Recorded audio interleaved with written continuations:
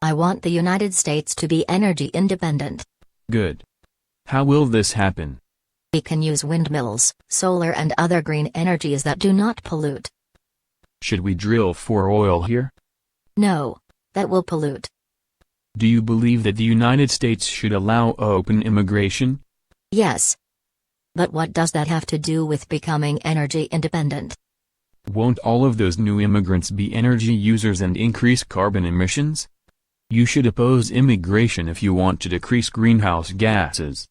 I don't think they will be able to afford a Prius. Well, yes. But because of our use of green energy, their use will be the most efficient in the world. So it is better for people to use energy in the United States because our consumption is more environmentally friendly. Yes. Then why isn't that a good argument for Americans to do most of the drilling of oil? Won't American companies do it better and more environmentally friendly than anyone else on the planet? Yes. But we should get away from using oil. Even if Americans drive only electric cars, will the world stop drilling for oil? No, but we should be the example. Will there ever be an airplane that runs off batteries? Well, I don't know. Will we need oil for that? I suppose so, at least for the foreseeable future. Do you know why airplanes use petroleum-based fuels? Because those fuels are the most energy-dense fuels we currently have for mass use. An airplane could not fly if it relied on wind or solar. Or, for that matter, coal. And even though nuclear is dense, it is not as safe as gasoline for use in an airplane. But, oil is dirty and it hurts the environment. If we have to drill for oil, it hurts the environment. Burning fossil fuels emits carbon dioxide, and that hurts the environment. But you've admitted that America would do a better job than anyone when drilling for oil. Would you prefer that China or Mexico do the drilling? No. And you act as though solar and wind have no negative impacts on the environment.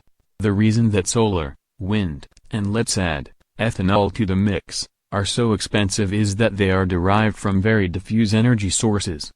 It takes a lot of energy collectors such as solar cells, wind turbines, or cornstalks covering many square miles of land to produce the same amount of power that traditional coal, natural gas, or nuclear plants can, on just a few acres. Don't you think that placing hundreds of thousands of solar collectors in the desert is detrimental to the environment? Well, I hadn't really considered that.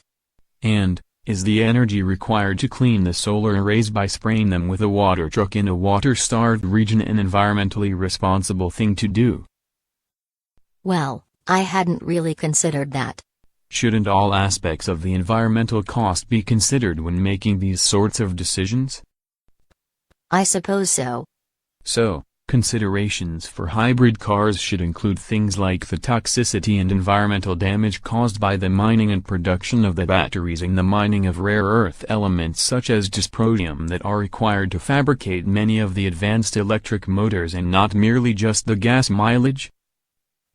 Yeah. And the incredible monetary and environmental cost of repair or replacement of all those solar arrays in 20 years when they are no longer functional? Well, I hadn't really considered that. And if you were really concerned about the reduction of carbon dioxide, wouldn't you be lobbying for nuclear power since it produces no particulates, no ash and no carbon dioxide? And wouldn't drilling for American oil now and working toward greater nuclear production make us more energy independent? I need to go. Goodbye.